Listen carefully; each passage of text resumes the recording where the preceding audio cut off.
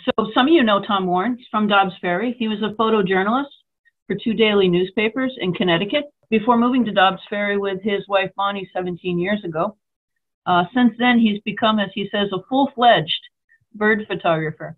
And in recent years, 5 of his photos have been recognized by the National Audubon Society as being in their top 100 photos in their annual photography contest. And if you don't know about that, just Google Audubon top 100 and you'll see those. Those are a delight to look through as well. So tonight, Tom is here to share some of his favorite bird photography with us and to talk a little bit about the stories behind the shots. And of course, he'll have more than birds. He'll have other wildlife, as you can already see from his first slide. So welcome, Tom. Glad you're here with us. Well, thank you, Ann.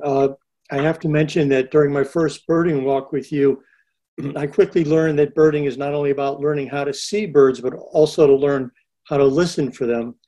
And it was quickly apparent to me, Ann, that I needed to gain a lot of patience, and your knowledge and patience and humor helped me to gain interest in wanting to learn more. So I thank you for your encouragement and for asking me to share my photos with you tonight. Okay. All the photos that you'll see in this little slideshow were taken within the state of New York, and I really appreciate your interest.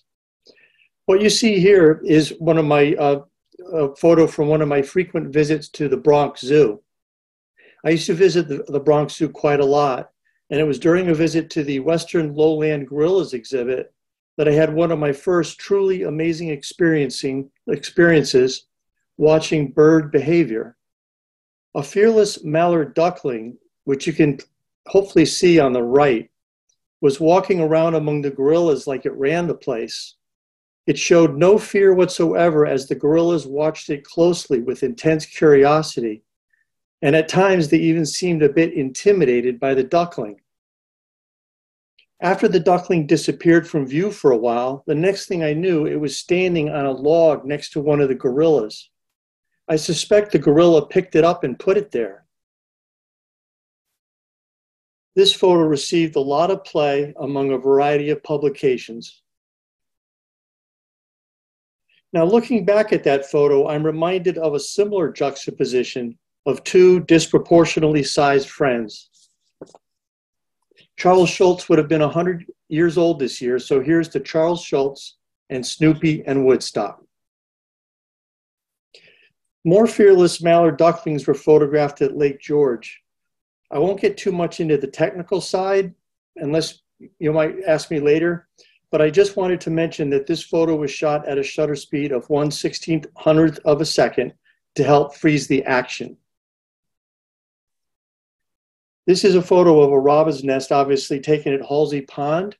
I was holding a 300mm lens, which assured that I was plenty different distance from the birds so as not to disturb them. This photo was taken at a nursery in Hartsdale. I noticed the goldfinch flying around these beautiful plants. And when I got out of the car to photograph them, the goldfinch more or less disappeared. So it wasn't until I got back in the car and waited that a goldfinch came and started nibbling on one of the plants, making this photo possible. You'll see that quite a few of my best photos were taken in a blind or even the car. This is just kind of a fun photo I came across at Central Park when I used to go there quite often. The sculpture is called Angel of the Waters. It's at the Bethesda Fountain. And I was really pleased when this rock dove came and landed right on the angel's arm, on the hand that is. I came across this veery at Rockefeller Park during a walk there. And what struck me that I didn't notice when I took the photo was this branch was just perfectly balanced on the tree in a way that the veery's perch was a little bit precarious. But I guess it also shows how lightweight these birds are. And I can be sure that I got the ID right because I went ahead and sent it to Ann and she told me what it was. This photo lends itself to a little bit of alliteration. This is a semi-palmated plover posing in a puddle at Pelham Park. One birding website conducted a poll asking which pronunciation is preferred. 54% picked plover, and the other 46% picked plover. So it sounds like that debate is far from over. The kingfisher is actually my spark bird, and there's one that flies around the Hudson not far from where I live. And I noticed that it was landing on this perch quite often, so I pulled my car up nearby. There's a parking lot next to it. And I sat in my car for a little embarrassed to admit, 3 hours waiting for this bird to come back. Thankfully, there was a baseball game on the radio, but when I did, I was pleased to be able to get a few photos. Another kingbird wasn't as difficult. I was standing along the shoreline on the Hudson River, and it came and landed not too far from me and actually stayed long enough for me to go ahead and snap a few photos. Sometimes, though, we have to be content with just a distant shot of a kingfisher on the pilings on a foggy day on the Hudson River. This is another bird that I photographed from inside my car. I was driving in Irvington when I saw a group of robins eating berries. And thankfully, I did have my camera in my car. So that's the lesson to be learned with this photo. If you can, always keep your camera handy. You never know when you might need it. The next few photos are actually taken behind our townhome here in Dobbs Ferry. There's a little bit of woods behind the house, which really helps a lot. And this photo, just the character of the titmouse in this rain, you can kind of really feel that it just doesn't seem to be very happy in this weather. This mourning dove was just a really interesting photo that I came across again behind our home, in that the snow somehow landed in a pattern that was in line with the snow that fell on the branch. I have no idea how, but it made for a nice photo. This red-bellied woodpecker photo has been getting a fair amount of play with the Audubon Society's website and their Instagram feed. It was taken from a blind that I set up on a snowy day, not too far from our feeder behind our home. And it's funny how most people, or a lot of people, make comments about how it looks like it's doing chin-ups. Well, this photo was actually available to Audubon, because when we enter photos in contests with the Audubon Society, we click a box that allows them to use the photos however they wish. And I'm more than happy to have them use these photos in any way they can. This is a red-shouldered hawk, I believe, also right behind our home on a snowy day. I photographed that one through the window. Looking forward to some snow, I think. I know I am. This black-capped chickadee made several trips to an icicle hanging from a branch behind our home. I shot many photos of this bird, and this was the one that I preferred. This robin is a similar photo from the one I showed you earlier, but I just love how when it reaches up for a berry, how it just spreads its wings out wide like that. This is a wood thrush taken over at the Hillside Woods this past May. You knew I had to show a picture of this tropical kingbird, which paid a visit to our neighborhood in October of 2020. It was the first time a tropical kingbird was seen in this state, and it was a total gift. I do wish I was able to capture a better photo of this bird in a more natural setting, but I was able to capture a photo of 3 of the many intrepid birders who were there first thing in the morning the next day. Pictured here are Gail Benson, Tom Burke, and I believe that's John Haas in the back. Northern harriers can turn on a dime. This one was at the Shawangunk, I just pronounced it wrong again. Let me just call it the grasslands upstate. This photo was taken at 1/2000th of a second. This Dix Sissel was seen in Croton Point Park in 2021. Anne will have to tell me later who was the first to find it. A Dix Sissel is also pictured in John J. Audubon's book, Birds of America, but back then it was known as the black-throated bunting. I'll just take a second just to tell you what equipment I like using these days. I have a Nikon D500 DSLR camera and the Nikon 500 millimeter 5.6 EDVR lens, which is a very popular lens for birding these days. It's amazingly light, and this combination is just really really great for walking around with, and I'm just very pleased with it. I have no plans on going the mirrorless route anytime soon. This is an American flicker from the Lenoir Preserve in Yonkers. I really enjoyed reading this book called Field Notes from an Unintentional Birder by Julia Zarankin. In it, she describes the northern flicker like this. If I could give an award to my favorite best-dressed bird, it would be the northern flicker, in honor of the cacophonic plumage it flaunts. Whoever said that polka dots and dark stripes and red blots and flashy yellow wing and tail feathers and a jet black handlebar mustache don't all belong on the same bird?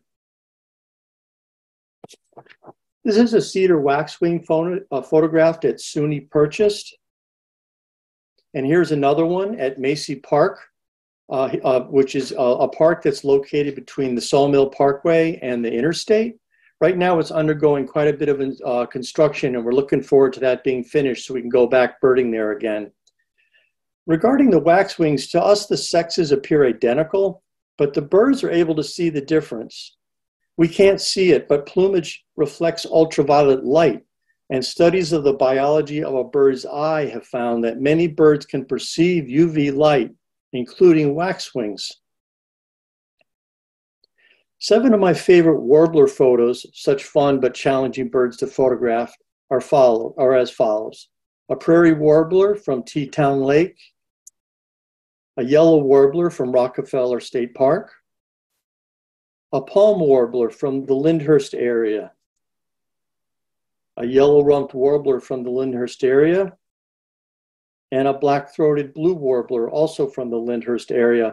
They've been hosting the dog show, the Westminster Dog Show, in the past 2 years at Lyndhurst, but they've decided to move that to Queens this coming May. It'll be at the Tennis Center there. This is a common yellowthroat photographed near the Muscoot Reservoir, hiding amongst the greenery. This American redstart photo has also had a fair amount of play on the Audubon social media. This photo, this image really demonstrates the importance of shooting in the RAW format. I accidentally severely overexposed this photo because I was photographing birds in the shade. And then all of a sudden this came out in the light and I didn't change my settings. But because I had all the information available to me in the RAW format as opposed to a JPEG, I was able to bring out the shadow detail and tone down the highlights a little bit. So that was my other lesson that I wanted to share with you. This is the always stunning male Baltimore Oriole. This one is from the Rockwood Hall section of Rockefeller Park. The first time I saw a depiction of a Baltimore Oriole was the cartoonish version seen on one of the hats worn by the old great Orioles baseball teams of the late 60s. When I first saw the real bird, however, it was far more impressive. The next 3 photos are an ode to the color blue. Is there a better representative of the color blue in nature than the male indigo bunting? That was from Rockefeller, by the way. Eastern bluebirds, also from Rockefeller, these great ambassadors for the color blue can often be seen there protecting their territory. What works about this photo, it's so challenging getting photos of birds interacting with each other, but in this photo, they were both on the same focal plane, the same distance from the camera, more or less. So I was able to get them pretty much both in focus. A blue jay was on our back deck a week or 2 ago, and the sunlight was on it such that I had to grab my camera and get a close-up of these birds' feathers.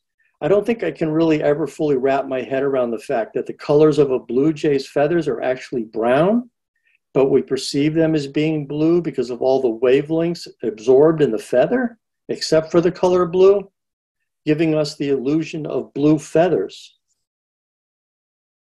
Ken Kaufman, the birder and author, wrote, "I am filled with awe and reverence when I look at the natural world. And it's not a first flush of wonder that fades as I learn more facts. Everything becomes more astounding the more we look at it. Everything."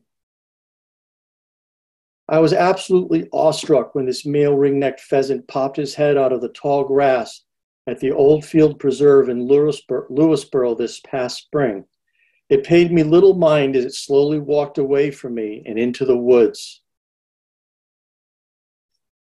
When I was at Rockefeller over the summer, at one point, actually it might have been late spring now that I think about it, I noticed a bunch of sparrows fly into an evergreen tree, and one of them seemed to have a bold head pattern on it.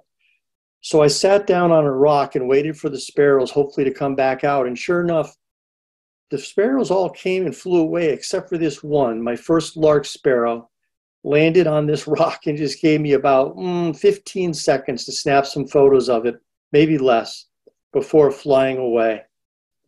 Completely lucky, I know. However, Julia Zarankin, that author I was telling you about, says something interesting about luck. So I wanted to share that with you. In a sense, it was pure luck.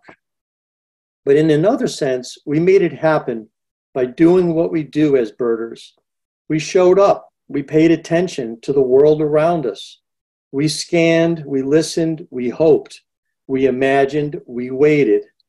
For every 10 target birds that elude you, there's one that makes a surprise appearance, and that moment is celestial. This photo is looking up at an American kestrel at Croton Point Park. And so I conclude by telling you all or asking you all to keep looking up, and thank you so much for your attention. I really appreciate it.